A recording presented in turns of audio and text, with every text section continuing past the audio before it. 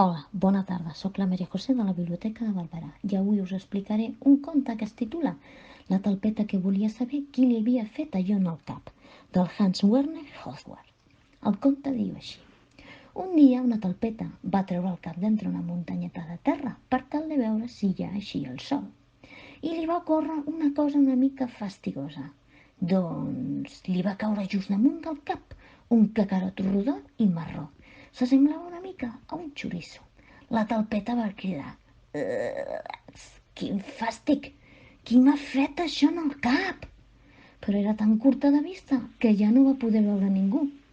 No sabia qui li havia fet allò en el cap, així que va començar a caminar amb el seu cacarot al cap fins que es va trobar a un colom i li va preguntar: «Ei, ja has sigut tu qui m'ha fet això en el cap?» El colom li va dir: «Jo? No, per què? Jo no faig crec així».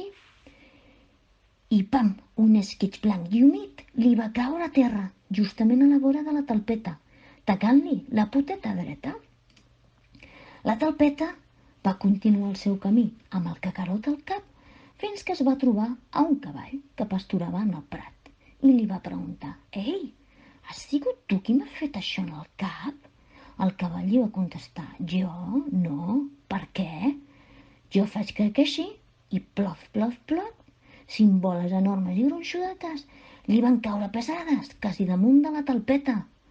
Em va quedar profundament impressionada.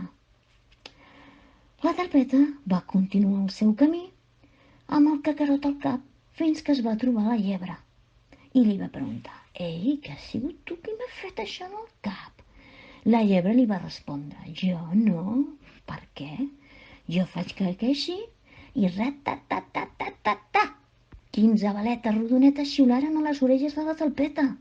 Se'n va salvar amb un bot ben arriscat. Ai, la talpeta, que no sabia qui li havia fet allò en el cap. I es va trobar la vaca, que li va cagar una bona pastelada. I es va trobar el porc, que li va cagar una bona muntanyeta molla. La talpeta estava desesperada, perquè pensava: «Tothom fa caca, però qui m'ha fet això en el cap?» Fins que va veure els 2 mosques grosses i negres que estaven per allà menjant caques i va pensar: segur que em poden ajudar i saben qui m'ha fet això en el cap, així que els hi preguntaré».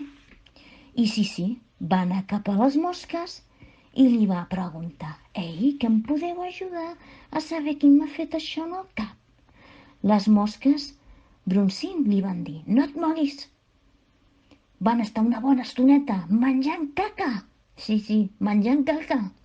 I al cap d'una bona estona li van dir: «Està molt clar. Ha estat un gos». Ai, la talpeta, que ja sabia qui li havia fet això en el cap. Havia sigut el gos carnisser, Sant Pere. Així que veloç com un lla es va enfilar a la casa del gos Sant Pere. I sí, esteu pensant el mateix que jo. Una bona cagadeta negra li hauria d'haver aterrat just damunt del cap del gos. Però clar, la talpeta sabia que el gos carnisser era molt vellet i no veia gaire bé. Així que segurament el que va passar és que quan el gos carnisser es va posar a fer caca no la va veure la talpeta. Així que va pensar que millor li anava a explicar el que havia passat. I quan el gos carnisser es va donar compte que hi havia fet caca a sobre del cap de la talpeta, doncs esclar, li va demanar disculpes. Així que la talpeta va marxar contenta i feliç. I conte contat, el conte del cagarro rodó i marró ja s'ha acabat.